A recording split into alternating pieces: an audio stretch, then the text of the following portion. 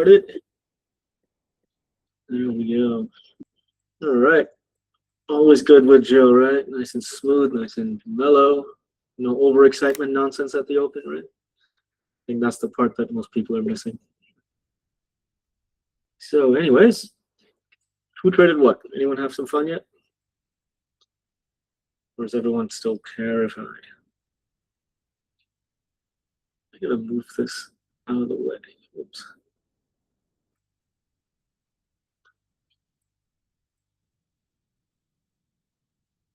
Oh, hold on a second. I'm gonna reshare the screen. I'm having a little glitch here.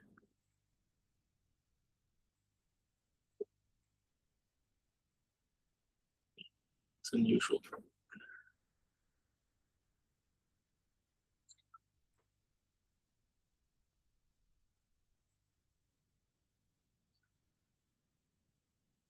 All right, that should work.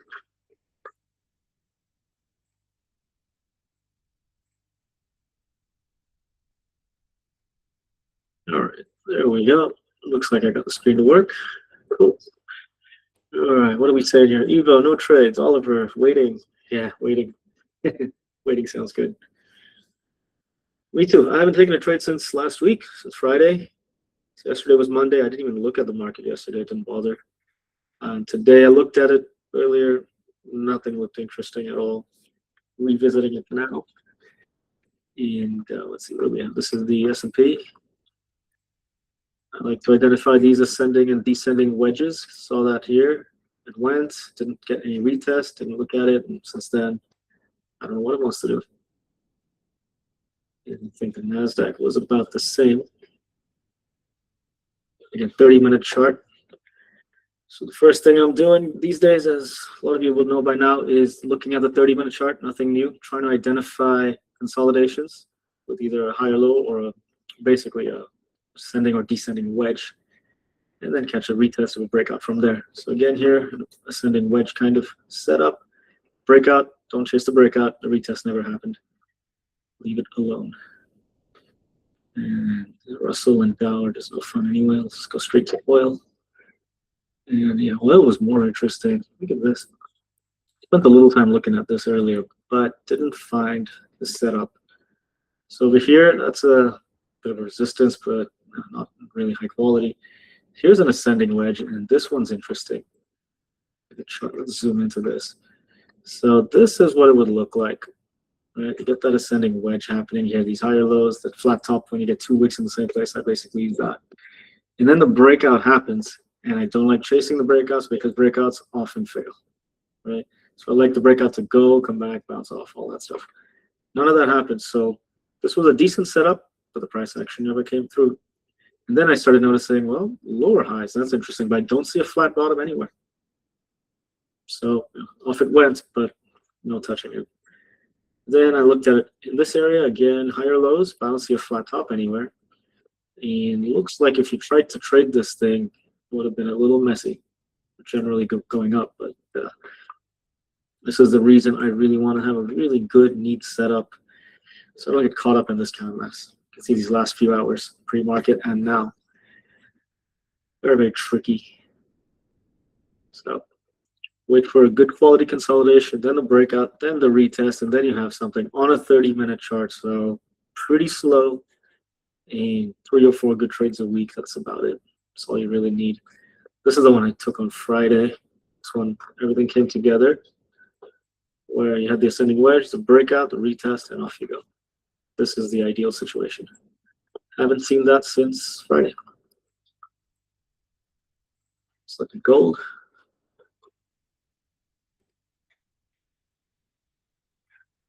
Yeah, nothing here. Look at that. Well, another thing is, as you guys already know, I haven't said this in a while, but room to the left. Again, look at gold here. It's nowhere. There's no room to the left. It's just a mess. Nothing to play with. Over here, you had the descending wedge. I think this was Friday. The breakdown happened, and you got close to doing a retest. Even if you caught it, the RVR doesn't look outstanding. So I didn't touch this one. This is a different kind of consolidation. You guys know this one, the pennant, higher lows and lower highs, pennant, but not something I like to trade. But yeah, that's what I've been looking at in the last 5 days. Not much to do. Wait for a good setup. Take a couple of stabs at it. You get 1 out of 3 to work. That's okay. Nothing for now. What do we have in the chat? What am I missing? Yesterday was nothing good. Yeah. Let's look at yesterday. It looks like when I saw it earlier, big mess. Yeah, didn't want to go anywhere. And they've gone long MES and Bitcoin futures for the morning dips, half size. Was that right? All right. If you have a way of reading it, listen, you know what? It doesn't matter. I think it really doesn't matter. Here's the thing. I was talking with someone earlier this afternoon. We're sitting at the golf club talking about trading. He's interested in really getting into it. And I was telling him, it doesn't matter how you trade. You can use moving averages. You can use candles. You can use freaking line charts. Use whatever. It doesn't matter. There's no right way to do it. But there is a wrong way to do it. And the only wrong way to do it is where your losers are bigger than your winners. If that's what you're ending up with, what you're doing is wrong. Straight up and simple, right? So then how do you reverse engineer all that thinking? Is very simple. When you're developing a strategy, at the very core of it, you must have RVR ingrained. It must be built around RVR, put it that way. So where do you see it where if you enter and you put $1 at risk, then you get the opportunity to make $10? Well, however you're able to see that, that's what you should develop, whether it's, again, using moving averages or using volume bars or using footprints or whatever makes sense to you. Bollinger Bands, I don't know, whatever. There's a whole world out there. So that's the key centerpiece of any strategy, RVR. Once you have RVR built in, then it works. Then it really comes down to how do you like to see buyers and sellers? Some people like to see there's buyers if it bounces off of moving averages. Me, I like to see it with the footprint charts after consolidation and then the breakout and then the retest. Those are just my eyes, the way I see it. So everyone's different.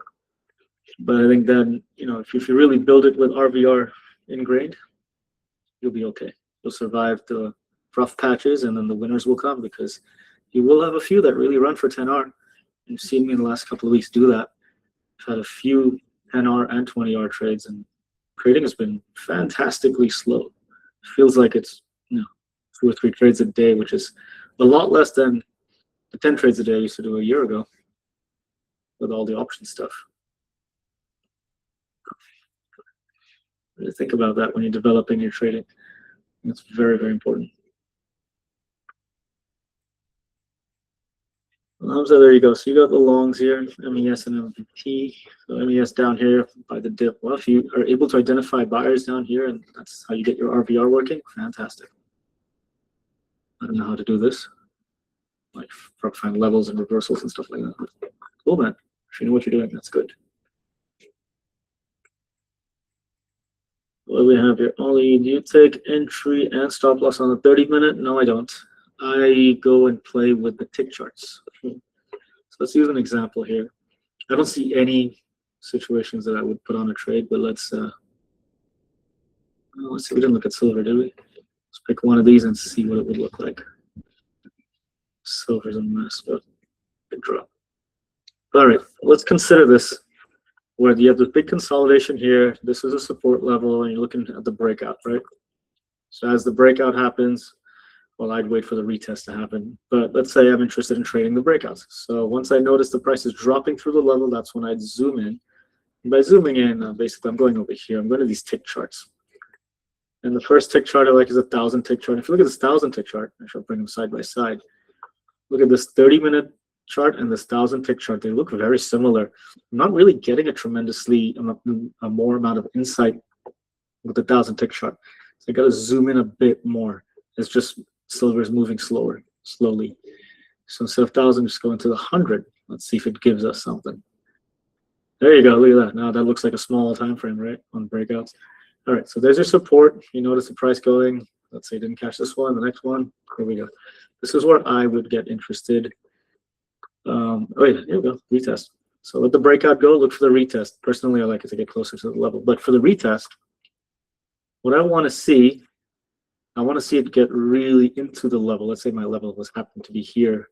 You can see it got into the level. I prefer it when the retest goes into the level rather than levels here and gets close and then it goes. I just have more conviction when it touches and even goes inside of it. So if it looks something like this, where you have the breakout and then you have the retest area, first thing I'm looking for is the price is going up in this case, and at the top I'm looking for an anomaly. Basically, an anomaly is there are more aggressive buyers than sellers, but the price does not go up, goes down, which is an indication that there was a lot of liquidity on the book to sell, just sitting here, depth of market, all that stuff. But to make it very simple, practically what you need to know, the price goes up, it prints green, decently heavy green, and it doesn't go up, it goes down. Right there, I'm interested. So as this candle closes up there, and then this next candle starts to push down, now my eyes go to the left. I'm looking over here, because now I'm thinking the sellers are about to take over and go, right? So I really want to see the sellers. One thing I'd like to see is the seller stepping lower and lower. Here was a decent large seller. Here was a large seller. So I'm thinking maybe if the seller comes in lower than this most recent heavy one, I could enter. So there's an opportunity. You can enter right there. As you see it forming, you can wait for the candle to close. That works too. Enter on the next one, open, no big deal. The stop above it, and off you go short. That's one way to do it. The other way that also is interesting is after the anomaly, you see the price going down, you look to the left and you're actually looking for buyers. And you're looking for basically a horizontal area of buyers. And you're looking for that because you want to see where do the sellers overpower buyers. So you see the price is basically broke down, but it's been coming up. Looking for a horizontal area. You can see it right here. A couple of interesting places, odd spots. They look like there's nothing around it, right? Up and down, right there, right there, right there. At this price, at about 71.60, right there. That's interesting. My eyes would probably be drawn to that. Even previously, you can see that was a bit of a spike. It went up and came down. So that's interesting. There's some interesting buying going on here. But if the sellers are taking over below it, printing heavier, selling big red bars below it, after the anomaly, that's another way to look at it and take that entry. And then in this case, you'd end up in the same place with the entries. Around about here, stop just above the anomaly, and you take that short. And look, so far it would have been okay. Anyways, I wasn't looking at this, and I don't think I saw the setup on the bigger picture.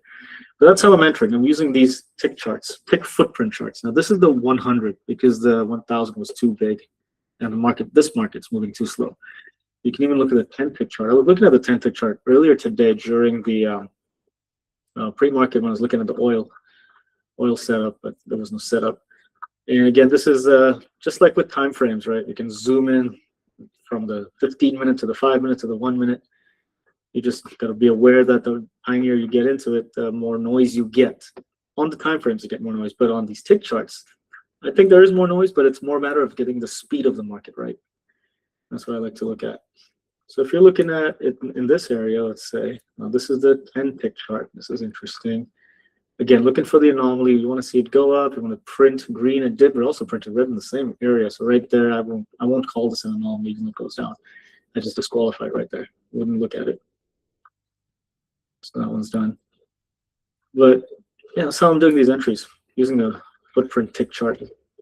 I like them so far. They're fun. Relatively new. It's only been a couple of months that I've been doing it. But a whole lot of fun. Hope that makes sense, Ollie. Again, it's not necessary to get into all this complexity. I think you can just use the naked trading stuff that I've done over the years, just 30-minute charts and then 1 minute for the entries are fine. But the reason I'm doing this is I'm trying to get better entries. I'm trying to get tighter entries where the stops and the entries are very close together so that the RVR expands. And it's been really great. I've been able to get into 10 and 20 hour trades regularly since I've been using these charts, which is a whole lot of fun. Really a whole lot of fun. But again, then that brings up other problems. Typically for most people, once you see something at 3R and your target's at 10R, you start freaking out a little bit, right? You think, oh, I better take it off and all that. Well, the first couple of times are going to be hard for you to hold all the way to those targets, but when you do and you start tasting that, I tell you, it's amazing, truly amazing. So you got to get used to truly holding. And my personal cheat sheet or trick to hold is get out of the house, go out, do something. Go learn to sail a boat in the Strait of Hormuz or something, have some fun. Dodging mines and stuff. That's what I'd rather do. That's a little more exciting than trading, to be honest, these days. But really, go do something else. Once you put the trade on and a little bit of de-risking, then that's it. Your job is done. The way I see it. So take a look. I don't think they're terribly complicated. I think they're simple, really. These footprint charts are just a matter of watching. In my mind, I'm watching how the aggressive players and the patient players are interacting with each other. In the end, I want the patient players to win. When the patient players wins, these are the big guys in the market, the big smart money, hedge fund money, all that stuff. They are buying or selling at particular levels. They're waiting for the price to come to them. And you can see them at work on these footprint charts. When you see that there's a lot of aggressive players but unable to go to a certain place on the chart, it's telling you the patient players are just massive, sitting right there. And once I see that, then the confirmation is that the price moves away from there, with the aggressive players now starting to move the price. And you can see that as well on the footprint charts. That's how I'm looking at it. So basically, it's just how the market orders and limit orders are interacting with each other. And it's been a lot of fun. It's been very, very interesting. A lot easier trading, a lot bigger trading RVR-wise. And again, going to the futures market, it's just a lot easier than options. Options were so silly. Oh my gosh. Whose idea was that? Where is he? I'm going to give him a call. Whose idea? He told me get into options like 3 years ago. Yeah, I had some fun, made some money with it, but man, this is easier. So this is what I'll recommend. Back to the S&P. What do we have here? You took a long SPXS. Oh yes, the leverage SPX. Wicked and stopped. There you go. Close it up. Yeah, it's a bit messy. The market seems really messy. I mean, Easter should still be on. It's Tuesday, but I don't know why I'm here. I should be dressed up like a bunny hunting eggs and all that, right? Easter celebrations, all that fun stuff. One to get 20R would be a swing trade. You mean multiple days? No. One, no. So the way I'm doing the futures market is I'm treating it like a 23-hour day, because the market only closes for 1 hour, right? And I close the position at 15 minutes before the close. I have a setting that just shuts it down if I'm in one, and that's it. So now I don't think about swing trading. When the market is closed, I don't want to have any position, because it could open somewhere else completely and go past my stop, right? Or my target. I don't know. So no, I've held trades for 10 hours, 12 hours, gotten 10, 20R out of these. I'll show you. I think, let's see if the screenshots are there, but the most recent trade I took was here on oil on Friday. That was here. See, the entry was here, 1:30 a.m. I believe the target was in this area.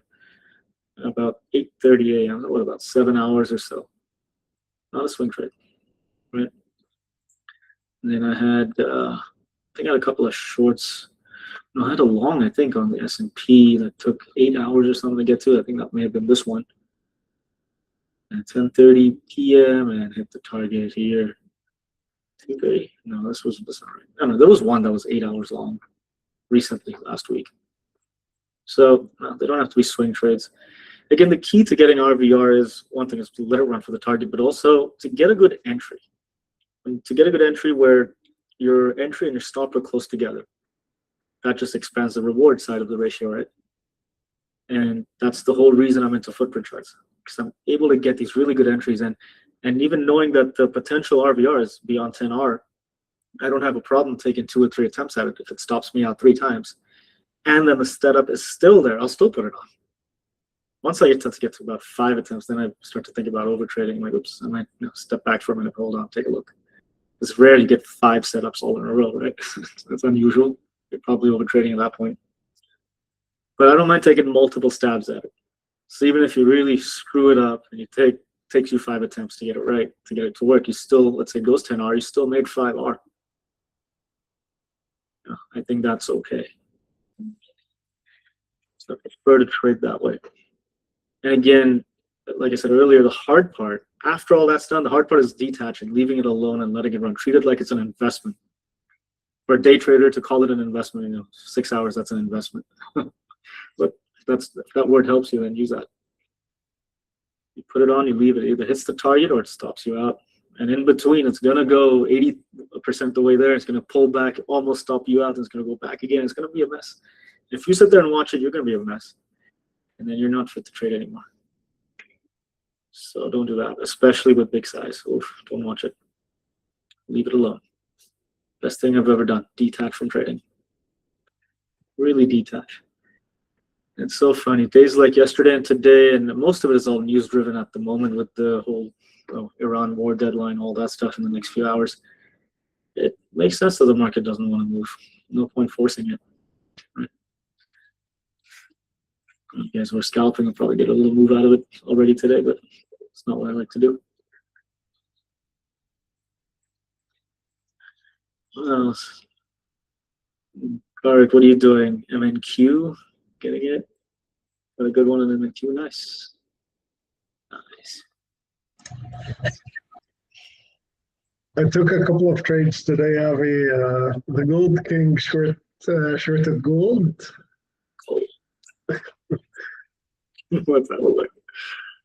Go. Yeah, I took 2 shorts on it, starting at 844. Okay. Up in this area. Nice. Yeah. Oh, wow. Okay. But Yeah. a little bit early, 46.60. Okay. Yeah. I wasn't sure because we were talking before the market, and lately it's been very ranging. Yeah. And yesterday I had a bruise. I was up 4 hours on a trade and then it went to 0. So it felt really bad. So coming with this emotions today, I don't want, I want the market to show me consistent direction first, then I'll start holding things for longer. Yeah, exactly. That's a very good point. If you can read the market and if you can see there's room to the left, it's on the move, you just have more conviction to hold for longer, right? But yeah, if there's no room to the left and it's in a range and it's chopping, like look at this 30-minute chart right now. It looks like a mess to my eyes. It's very hard to hold on to a position. You just want to de-risk it immediately, right? So anyways, good job catching that. I don't know how you catch these scalps. You're so fast in and out. I'm like, what? I don't even see a move and you already got the trade. And then I took a long on the NASDAQ. Right. On the MNQ. I was just looking for a pullback. It did the pullback. We were talking about it. I bought 24.30. Bought 24.30 down here. Okay. Yeah. Okay. Nice. And that's what 24.097. Just the pullback. I was just looking for a pullback. Okay, yeah. That's that scalping style that guys at S&P talk about all the time. Just catch the pullback. It's just a little pullback scalp. It's just cash flow. It's not even good. Yeah. Cool. Just $200 to just like lunch and dinner. The meal for the day. Fair enough. Fair enough. Get a little win. Feels good to get a little win. Be careful with these things. I think yeah, Hamza was doing the same kind of trade down here, going long. These are fun.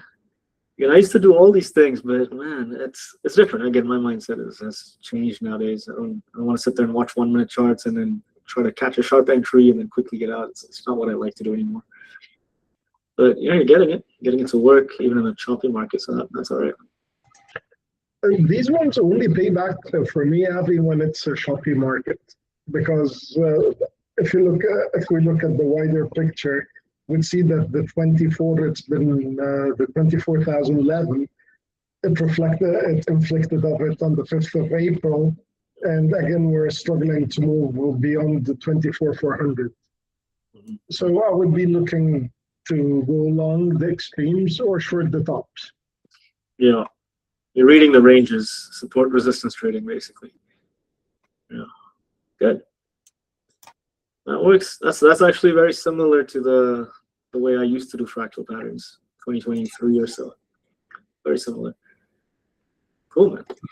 Yeah, I'm using that. This video really helped a lot. The fractal patterns and looking at the big picture, looking at it on a smaller one.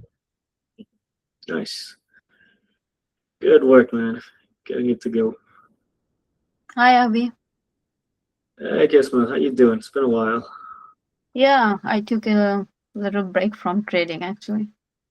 You take more breaks than you trade, it seems, in the last 5 years. No, I started trading not even 3 years yet. This August gonna be 3 years. Cool. Just Well, like 5 months break was troubling. cool. Yeah, Good, I good. was in Dubai before the war. Wow, you missed the fun. Mm. So how you doing? So when I came back, now I see all things changed. You now actually trading futures. Yeah, I decided to not be an amateur trader anymore and trade with the big Big one. fish. Yes, the big fish. Good to know. Maybe. Oh well, I'm still doing the stocks, and still same.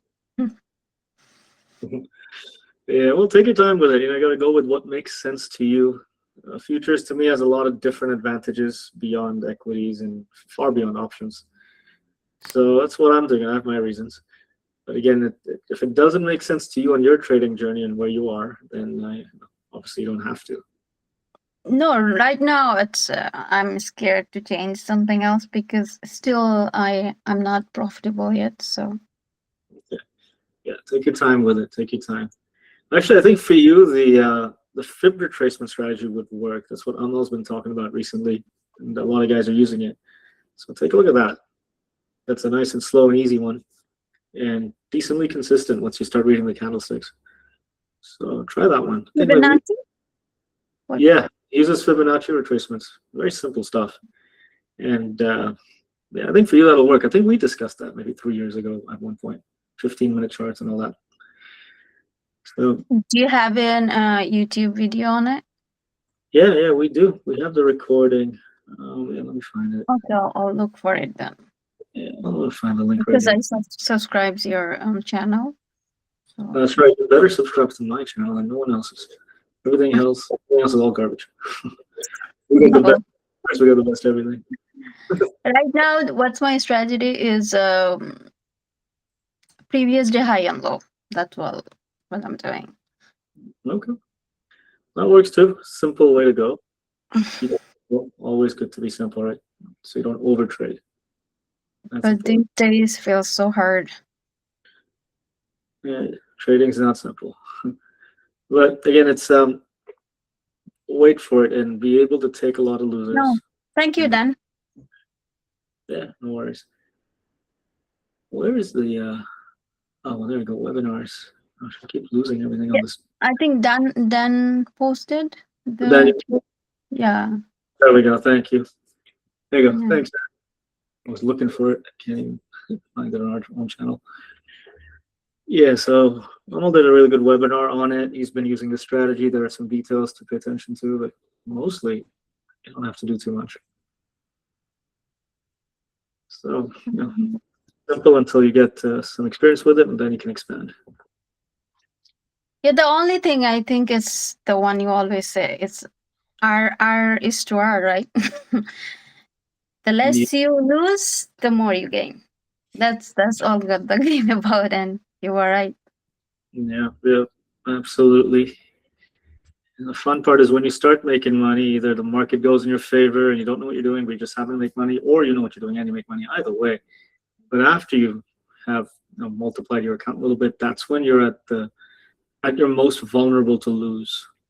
So that's when you start to feel invincible. The first time that starts to happen, you feel like you got this covered. You know what's going on. That's it. You're done. You're gonna blow up so bad. I mean, and you are a consistent trader. You're gonna blow up so bad.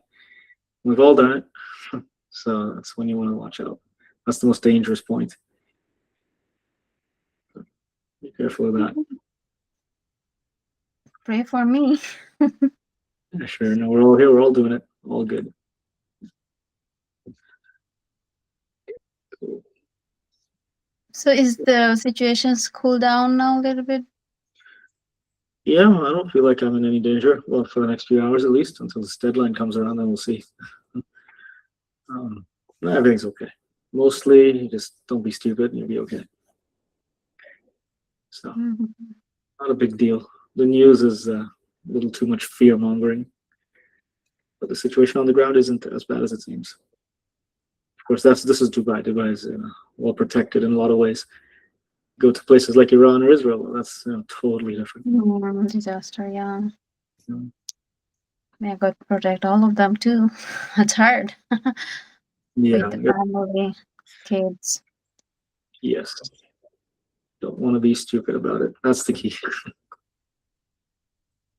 You should take a vacation. Come over here. Sure. This summer I'll be in the U.S. So we'll do a If few you meetups. ever come to Canada, please let me know. Yeah, we have a good group of folks in Canada, in Toronto. We have a large group in Try Toronto, to. some in Vancouver as well. So yeah, I don't like to go to Canada unless I have to. But we'll see. We'll see. Not a big deal. Nobody wants to be in Canada. Unless No, Canada is a nice country. It's really it's nice nature in summer. When you go to Vancouver or too cold for too long. Bluffs in summer, it's awesome. Yeah, the summer, like 3 months is great, but more than that, yeah. The rest of the time you have to be in Dubai or somewhere. Yeah. Well, I have planned to go to Dubai when I can make money from trading.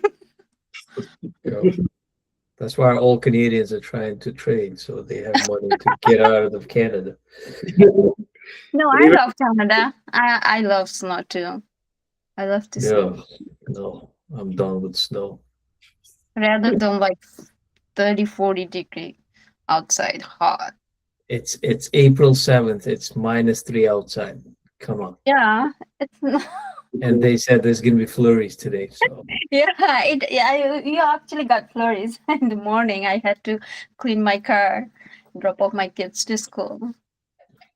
yeah, I keep my windows closed so I don't see the outside. I pretend that I'm in Dubai or somewhere. I took the roof off my car like 3 months ago. It still hasn't come back on. Oh wow! Yeah, rub it in. Rub it in. Well, it rained a few days. I put it on for a couple of days and right back off. He's motivating us. He's motivating us to trade better. Trade better. Trade better. Get out of here. And as Canadians, you really got to trade better because half your profits go to tax. So really trade better. Oh God! Don't remind me about taxes. Oh. Canadians. Jesus. It's socialism, We have to provide for the poor here. And all this nonsense. Oh man. Yeah. Just trade well. Everything else opens itself up. Cool. What do we got here in the chat? What are we missing? Dan, you're back in the US. Can't keep up. Easy, Dan. Where have you been? Traveling. Went back to Vietnam for a couple of months. Oh, how was that for you going back for a visit? It was a good trip. Okay. It was a good trip. I went with a tour guide for 2 weeks with a bunch of other old guys like me, and then I rented a Vespa. Went from Ho Chi Minh City, which used to be Saigon, all the way up to Hanoi, up north. It took about 5 weeks. People were really nice, and it was pretty warm down south, though. It was 50 degrees C, 120 Fahrenheit. And the monsoon, it just picked up a little bit up north. So, but all in all, it was a good trip. Nice. 5 weeks on the Vespa driving. That's awesome. Yeah, at my age. Yeah, well done. Well done. That's awesome. I love it. So I guess they don't have a lot of trouble down there with the Americans, and you guys are flying A6s over their heads back in the day, but it doesn't bother them, huh? I guess they're over it. Not at all. I actually ran into some, well, I looked for, and ran into a couple of North Vietnamese pilots who used to come after us at night. Yeah. And so we had a beer. We had a lot of fun. It was pretty cool. That is awesome. They're chasing with MiG-21s, and you're sitting down with them now. It's so great. So great to hear. Yeah. I love it. Wow, that's a good life. Cool. Well, this is why it's really important to have a good group of people to trade with. Because when you know the market's a mess and you shouldn't be looking at it, if you're sitting there by yourself looking at it, you're likely to create a trade unnecessarily. Or if you're in a group of people who just click buttons and keeps trading and trading and trading, well, you're going to end up doing that too. So having a quality group of people to be with when you're trading is the most valuable thing. It's really the biggest indication of the kind of trader you're going to be and the quality of your trading. So yeah, I'm really grateful for all you guys in here. It's amazing. This group is something special. All high quality people, high quality traders. So thanks for being here and keeping this up. It's awesome. Very, very good, guys. And we know we can't be trading. Well, we can talk about anything. Fun. So we want people you can bond with. Counts for a lot. Most important thing. Yeah. Fine. Fun. Amal's model 2 worked nicely today on MNQ. It was choppy, but if you got in that golden zone and held it. Nice. MNQ, let's look at it.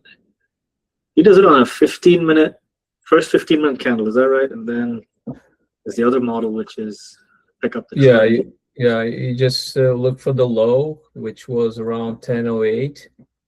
And then it went up to the golden zone. It actually hit that twice. Yeah.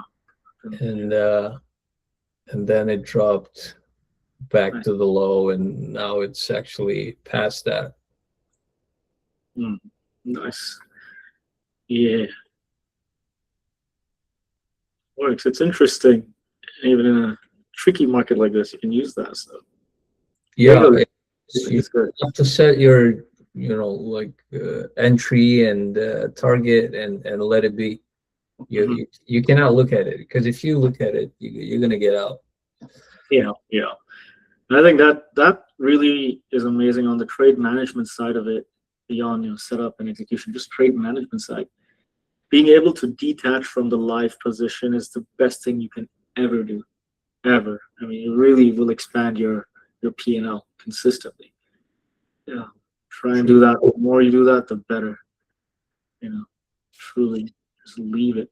Sometimes this might be 3R, which might take 5 hours, or some days it'll happen in 5 minutes. I don't know, but just leave it. Just leave it. Best thing. By the way, oil is hitting the high of day again today. I think it's going to go past that. Oh boy, oil. Where are we on oil?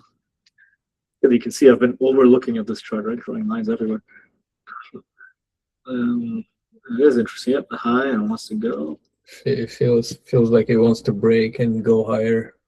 Yeah, good. Well, I'm seeing the higher lows. It's not very clean, but it's there. It's a mess.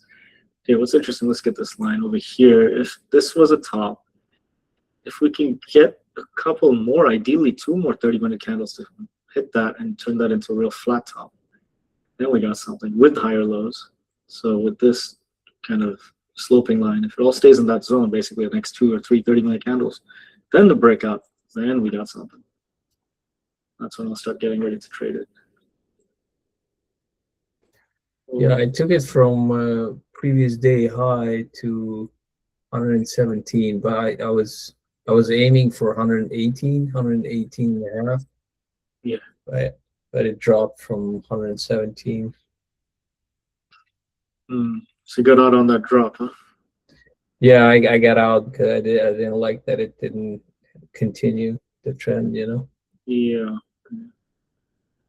And it's volatile because like any kind of news, I think some kind of news came out at 10:45. I think it was about negotiations with Iran, and it dropped like crazy. You gotta be careful about those too.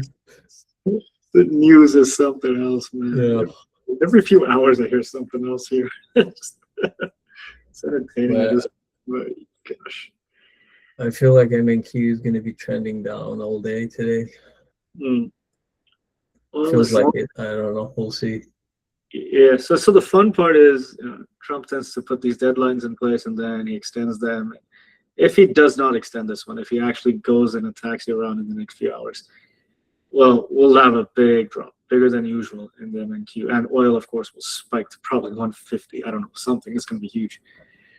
So that just because that's the standard that's been set now in the last 1 month or so, as these deadlines keep getting extended, so the markets kind of call it unafraid. But this time, if it doesn't extend it, oh boy. It's so funny. I saw it. I think when I woke up this morning, one of the first pieces of news I saw was the reports of B-2 bombers getting fueled and ready to go to fly over to Iran from where are they based? Wisconsin or someplace? I don't know. So they're already planning to go with it, if that news is correct. Oh, we'll find out. But yes, everything is making oil move, which is very opportunistic. But know your setup. Really know what to look for. Know what you're looking for. And I think the previous top was about 120. Zooming back, yeah, when the war first broke out, just about 120. So that'll be fun to catch it from around here, 117. If we get a decent setup for the breakout to 120, that's $3 move. That's good. But if the news comes in and brings in the catalyst, and then oof, that's even bigger. But anyways, if you're planning a trade, planning this breakout, I would put 120 as a target. And if you can really get a good RVR, so a good tight entry, tight stop, then it makes sense. There's room in this. You know what? Let's look at this 1,000-tick chart. Since we are getting a little bit of a breakout here, we could have something fun to look at. Where is it? There we go. So that's the top. So what these footprints look like. Bit of an anomaly there, lots of buying, but the price went down. And then when it came back up there, right now where it is, seems to be putting in more buying volume the first time it went up. Let's see as it moves up, more buying volume coming in. So that's interesting. So the breakout seems genuine so far, but still way too early for the way that I like to do things. So again, you just want to see the buying volume. You want buyers to be aggressive above here, above the anomaly. That was the anomaly going the other way. And then when it comes and bounces off, at that point, it should look like a reversal. That's when I like to get in. By the way, it also bounced from the golden zone in there. Oh yeah, down here. Yeah, yeah. The like if you draw a chart from the low of day to the high, you will see it bounced right in the middle of the golden zone, right below the previous high. Where are you picking your lows and highs? Using the pre-market activity as well, or what? No. The high was at 10.19 and the low was at, oh, actually, yeah, the low was at 8.55. Okay, so using that down there just before the market open. Okay, yeah, then that retracement makes sense. This is the part that I struggle with fibs when I was exploring them. I don't know where to put the beginning and the end. Well, yeah, I usually just look at the like places where the trend starts. You know, like for me, the trend started at 8.55 and it ended at 10.19. You know, like that was the trend, and then you see the retracement, and I see it. Yeah, then that, you know, yeah, that's 50% makes sense. That makes a lot of sense. We got to get almost some sort of hat or mask or golden mask or something, so when he's online he can have that the golden zone. Call it. Every day we see that. yeah, the same happened with MNQ. If you draw your low and high from the pre-market, you will see that the golden zone was like right at 9:30. I think around 9:30 was. Well, you're talking about this high up here in the pre-market, yeah. Yeah, right there at 9:30. Actually, it hit the golden zone and then it dropped from there. Right on. Yeah, so you really gotta have a good eye for identifying where did the trend begin. Once you know that, then retracements, well, you see them as they happen. That's simple Yep. enough in the end. That's interesting. So you have another one here if you want. This trend began here about 9:55 till 10:08. Then this retracement looks like it's about a little more than 50% maybe. Yeah, that's it. That's it. So you have that. It's a nice thing about simple strategies, right? They're very easy to spot on the chart. So you don't spend a lot of energy on looking for the setup. Then you spend all your energy on managing your emotions when you're in the trade and when you've oversized it or undersized or whatever you're doing. That's where you need your energy to go when you're trading. Yeah. The hardest thing is to just wait for your strategy to show up. And this strategy shows up like 3, 4, 5 times a day. Yeah. If you're good at finding them. Mm-hmm. But it's when the trend starts going and going fast, like you get FOMO and you start getting into the stupid trades. And Yeah, that's the real like problem. the main thing is to understand, it's like, where's your edge? Is this your edge? Like I keep telling myself, is this your edge? It's like, nope. Then stay out. Yep. I don't care if it goes 20 points without you. It's not your edge. You're not going to make money. It's not your money. That's it. Good. That's that resilient side of it. You got to be resilient in the markets. As in the FOMO stuff, it's going to come all the time. The little trick I like to use when I feel that coming on is I try and remember that the market is massive and there's so many stocks and tickers and everything out there. And all of them are making moves all the time without me.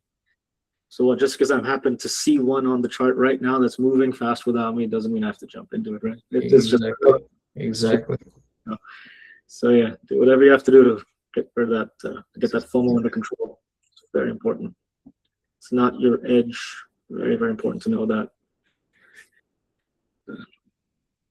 Yeah, for me, my edge is still on the 30-minute chart. That's where I get my conviction to put on trades. And I've just added on the footprint stuff. Yeah, it's so easy to get lost in the 5 and 1 minute candles. It's like yesterday I overtraded, I blew up, and I'm like, what the hell am I doing? I'm looking because it was so choppy yesterday.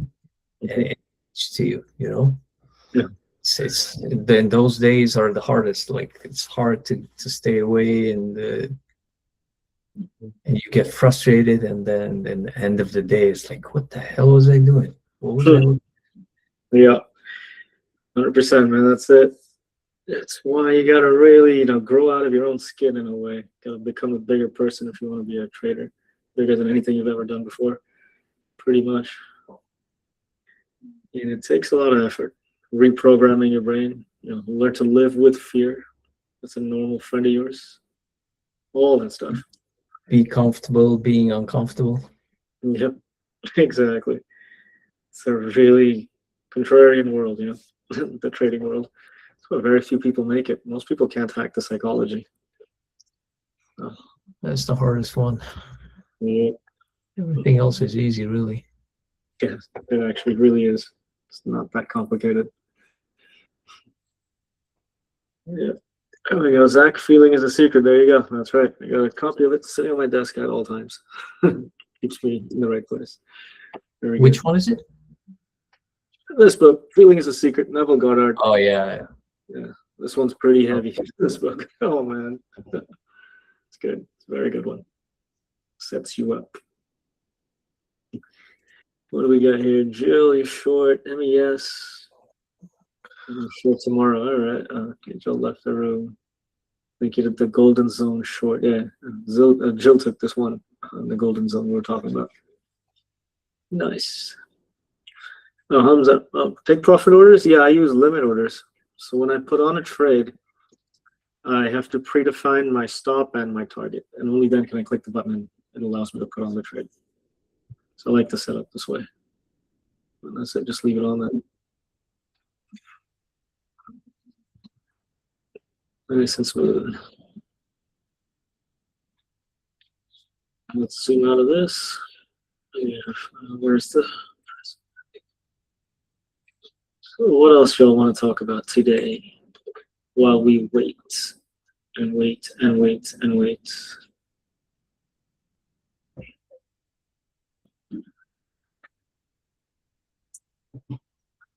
Just reading nothing.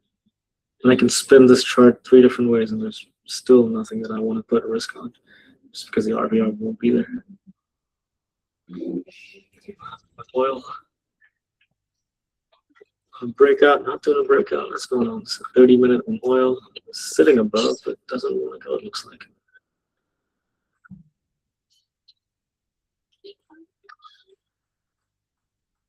Here it is.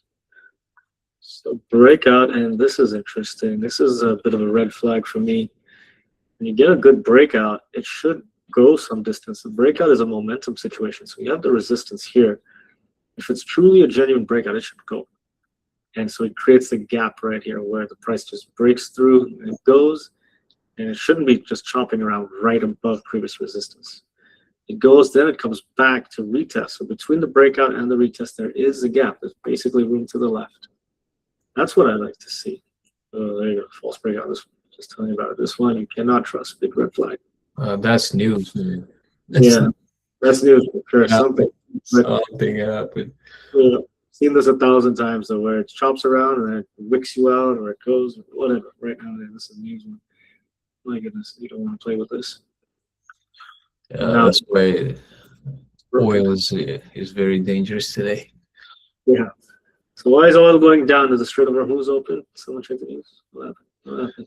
Probably has to do with negotiations, because I think Rubio said that there's going to be some news, and he was like giddy, optimistic about the news that's going to come out. So I guess there's something going on with that. Him and his 3 ex-wives all shorted the oil market. Watch. Well, it's in that zone where you would short it, really. Because it's the high, the $120 that was like a month ago. Yeah, when the war started, yeah. Oh man, this is ominous. Don't even want to look at this anymore. It was setting up quite all right. Now with all this.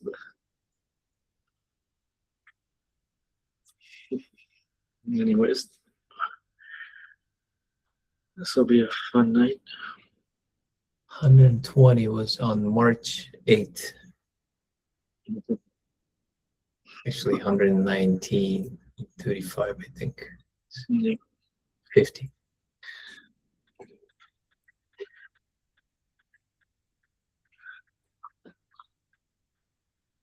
It's so fun. The whole setup with this kind of war is, on any news, the oil and the S&P prices are inverse.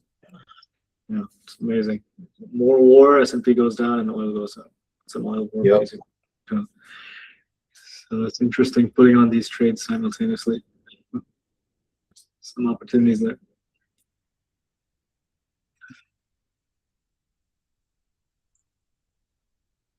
Well, all right, nothing here, nothing worth looking at anymore. What else is on your mind, guys? Anything you want to discuss? Everyone's still alive? Everyone good? Surviving all the nonsense and the mayhem in this world? All right, and this one here then.